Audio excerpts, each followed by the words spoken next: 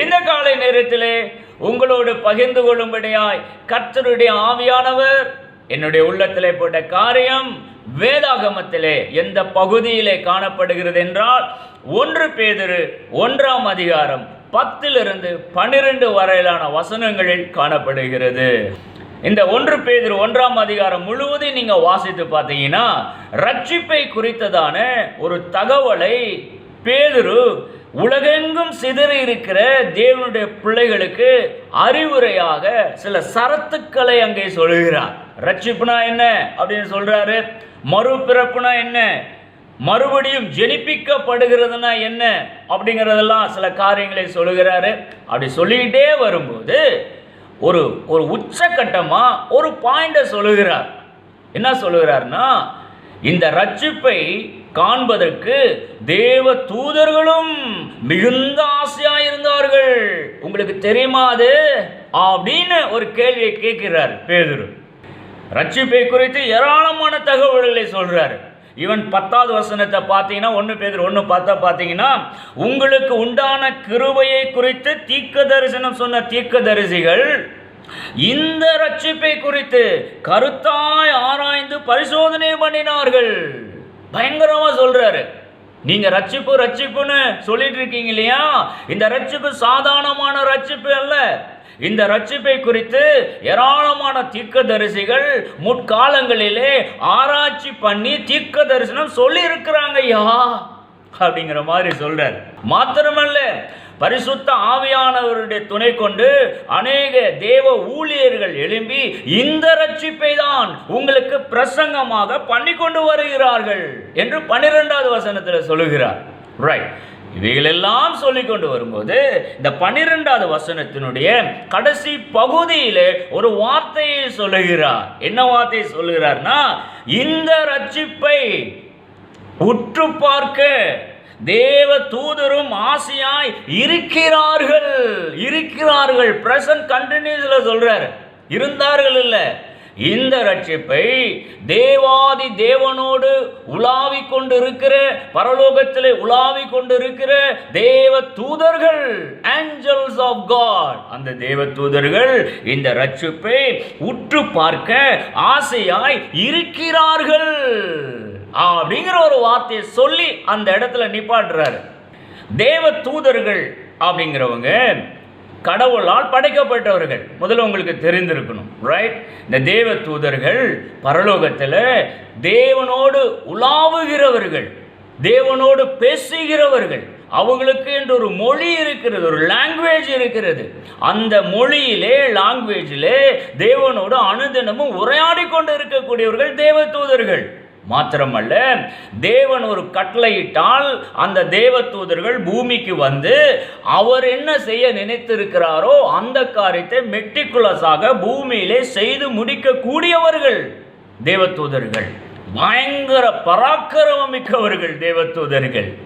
இந்த வல்லமை மிக்க பராக்கிரமம் மிக்க இந்த தேவ தூதர்கள் ரட்சிப்பு ரட்சிப்புன்னு சொல்லி நீங்க இப்ப பேசிட்டு இருக்கிறீங்களே, நான் சொல்லி கொடுத்துட்டு இருக்கிறேனே, பேதுரு சொல்றாரு, நான் சொல்லி கொடுத்துட்டு இருக்கிறேனே, மறுபிறப்புனா என்னன்னு சொல்லி கொடுத்துட்டு இருக்கிறேன் இல்லையா, மறுபிறப்பு ஜென்மம் அப்படின்னா என்னன்னு சொல்லி கொடுத்துட்டு இருக்கேன் இல்லையா, இந்த ரட்சிப்பை இந்த தேவ தூதர்கள் எல்லாம் காண்பதற்கு ஆசையா இருக்கிறார்களையா, இவ்வளோ பெரிய ரட்சிப்பையா அப்படிங்கிற மாதிரி பேதுரு சொல்றார்.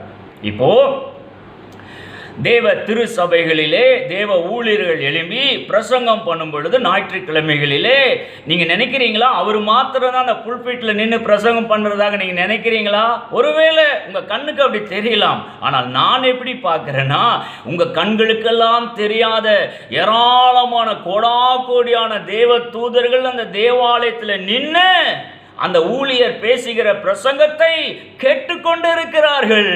உங்களுக்கு தெரியுமா அது? ஒருவேளை அந்த தேவ ஊழியர் அந்த திருச்சபையிலே ரட்சிப்பை குறித்து பிரசங்கம் பண்ணி கொண்டு இருக்கிறார் என்று நினைத்துக் கொள்வோம் அந்த குறிப்பிட்ட ஞாயிற்றுக்கிழமையிலே.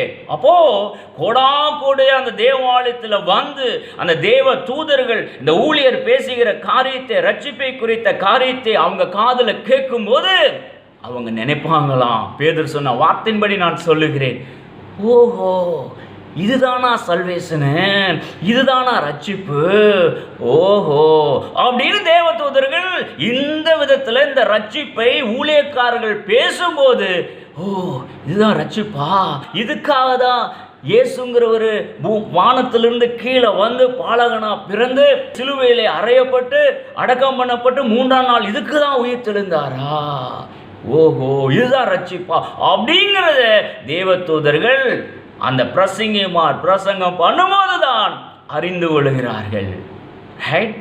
இந்த விதத்தில் இந்த ரட்சிப்பை உற்று பார்க்க தேவ தூதர்களும் மிகுந்த ஆசையா இருக்கிறார்கள். ஏன் அவங்களுக்கு அப்படி ஒரு ஆசை, ஏன் உற்று பார்க்க அவ்வளோ ஆசைப்படுறாங்க அப்படின்னா, இந்த தேவ தூதர்கள் கடவுளால் படைக்கப்பட்ட ஹெவன்லி பீயிங்ஸ், பரலோக வாசிகள் என்று எடுத்துக்கொள்ளலாம். பிதா குமாரன் பரிசுத்த ஆவியாகிய திரியேகத்துவ தேவன் இந்த அண்ட சராசரங்களையும் இவர்கள் மூவரும் ஒன்றாய் சேர்ந்து படைக்கப்பட்ட நாளிலேயே, வானம் பூமி சூரியன் சந்திரன் இவைகளெல்லாம் அவர்கள் ஒன்றாய் சேர்ந்து படைத்து கொண்டிருந்த அந்த நாட்களிலேயே தேவ தூதர்கள் அங்கே அவர்கள் மத்தியிலே உலாவிக் கொண்டிருந்தவர்கள். தேவ தூதர்கள் பிதாவை பார்த்திருப்பாங்க, இயேசுவையும் பார்த்திருக்கிறார்கள். உலகம் தோற்றத்திற்கு முன்பதாகவே அப்படின்னு இன்னொரு இடத்துல வாசிக்கிறோம் அல்லவா.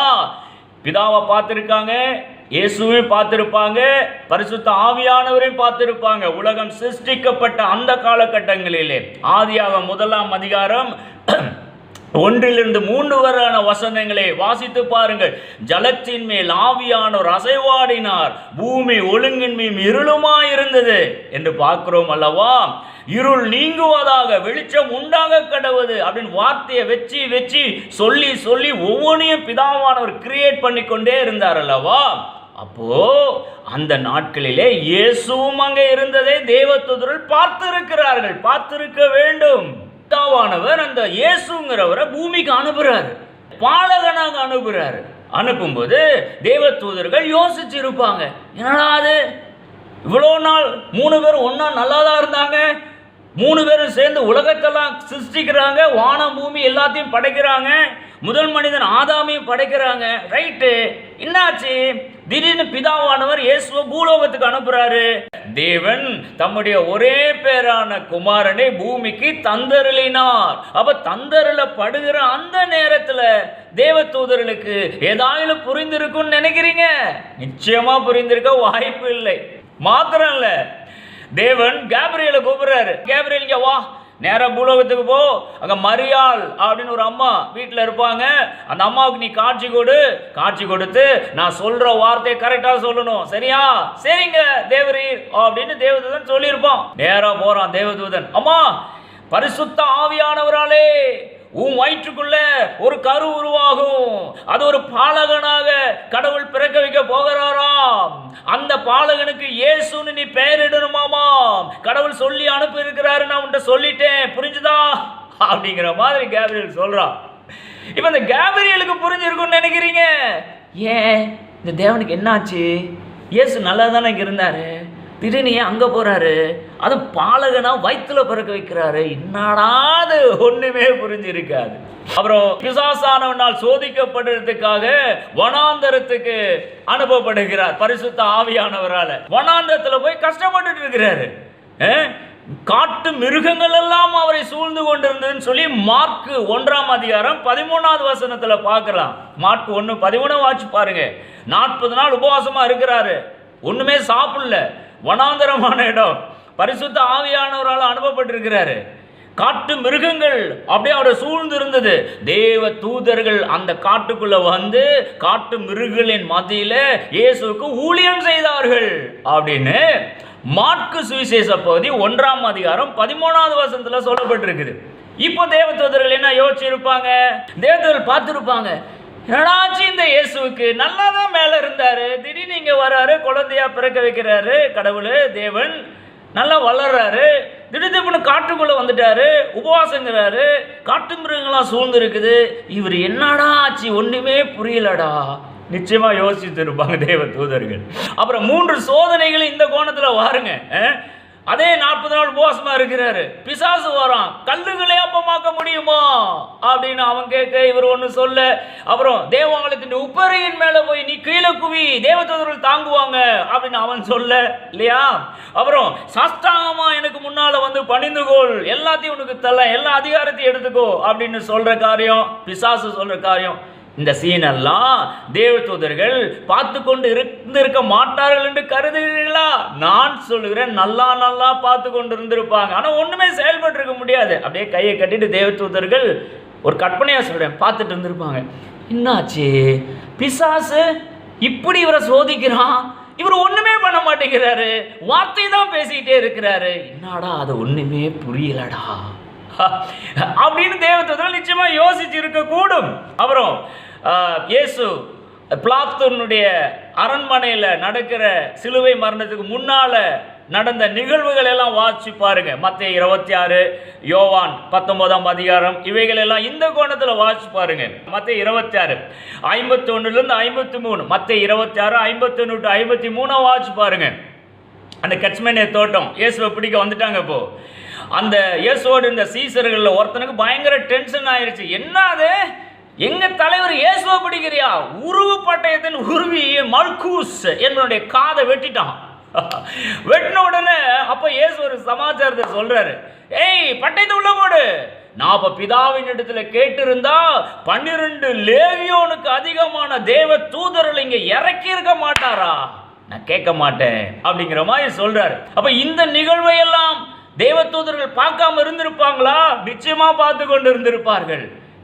இவரே சொல்றாருல்ல, நான் இப்ப பிதாவினத்துல கேட்டிருந்தா தேவதூதர்களை இறக்கி தள்ளி இருப்பாரு தேவன். அப்போ தேவதூதர் இப்படி கற்பனை பண்ணி பாருங்க. அப்ப தேவதூதர்கள் கை பரபரன்னு இருந்துட்டு இருக்கும் இல்லையா, அப்படி யோசிச்சு பாருங்க கற்பனையா. நடாது இவரை வந்து கைது பண்றாங்க, ஓ நம்மளுக்கு மட்டும் இந்த தேவன் ஒரு ஆர்டரை போட்டிருந்தார்னா இந்த கைது பண்றவளை உண்டவளே நாக்கிடுவோம் இல்ல அப்படிங்கிற மாதிரி தேவதூதர்கள் ஒருவேளை நினைத்து கொண்டு இருக்கலாம் இல்லையா.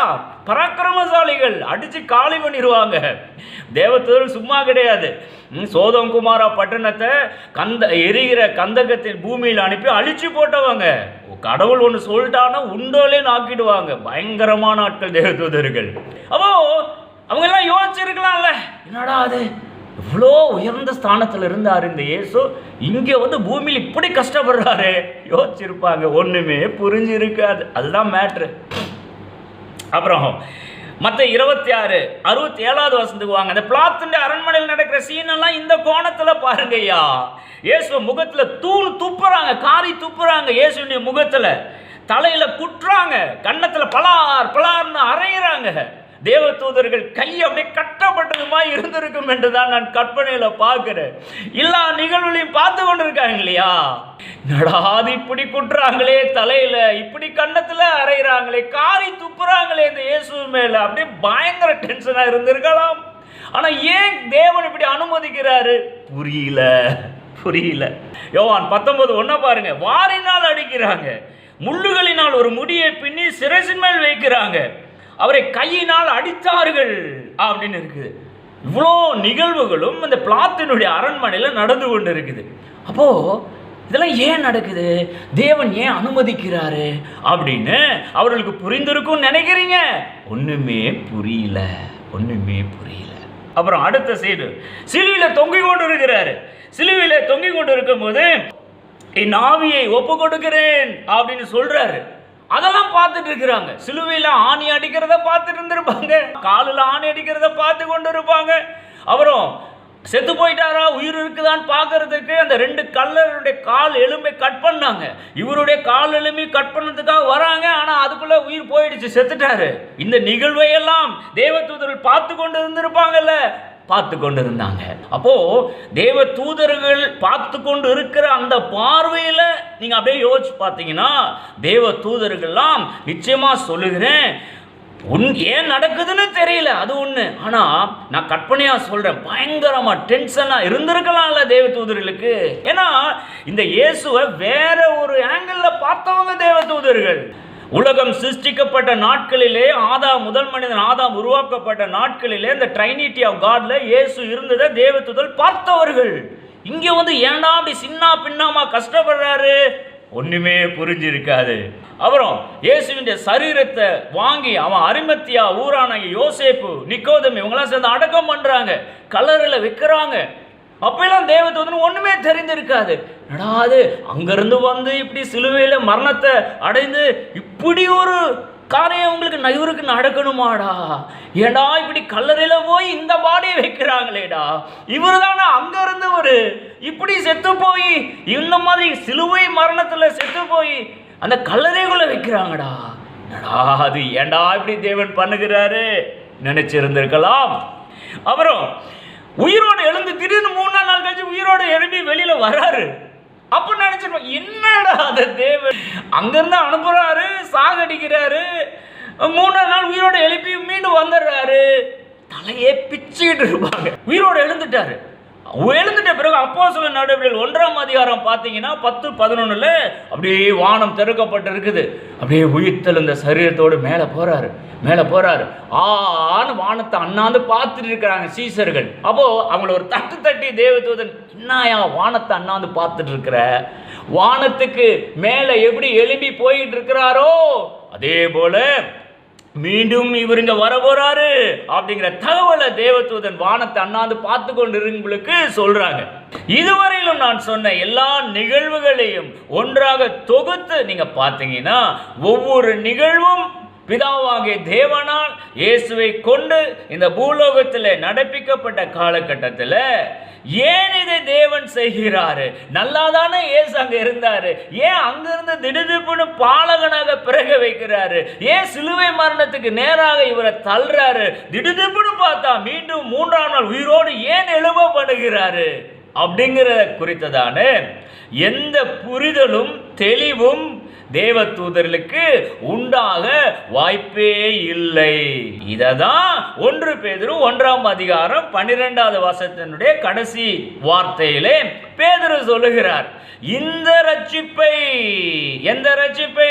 இந்த விதத்துல தான் பூலோகத்தில் இருக்கிற மனுகுலம் ரட்சிப்பு என்ற ஒரு காரியத்தை அடைந்து ஆக வேண்டும் என்ற இந்த ரட்சிப்பை தேவ தூதர்கள் உற்று பார்க்க ஆசையாயிருக்கிறார்கள். வேற விதத்தில் எளிமையா நான் சொன்னா, இப்போ ஒரு பெரிய ஸ்டேஜில் நின்று இயேசு கிறிஸ்துவை குறித்து சுவிசேஷ பிரசங்கத்தை நான் பிரசங்கம் பண்ணுனான்னு வச்சுக்கோங்க. பண்ணினேன் என்றால் அநேகர் அந்த பிரசங்கத்தினுடைய கடைசி நேரத்தில் யாரெல்லாம் இயேசுவை சொந்த தெய்வமா ஏற்றுக்கொள்றீங்க கை தூக்குங்க அப்படின்னு ஆல்டர் கார்டு கொடுக்குறேன்னு வச்சுக்கோங்க. கொடுக்கும்போது ஏராளமானோர் அந்த ஸ்டேஜுக்கு முன்னால வந்து இயேசுவை நான் ஏற்றுக்கொள்கிறேன் அப்படின்னு கையை தூக்கி ஏற்றுக்கொண்டாங்கன்னா, அப்போ நான் செய்கிற காரியங்கள் அந்த ஆல்டர் கால் கொடுக்கப்பட்டு எல்லாரும் வந்து கையை தூக்கி இயேசுவை நான் சொந்த கடவுளை ஏற்றுக்கொள்றேன்னு சொல்றாங்க இல்லையா?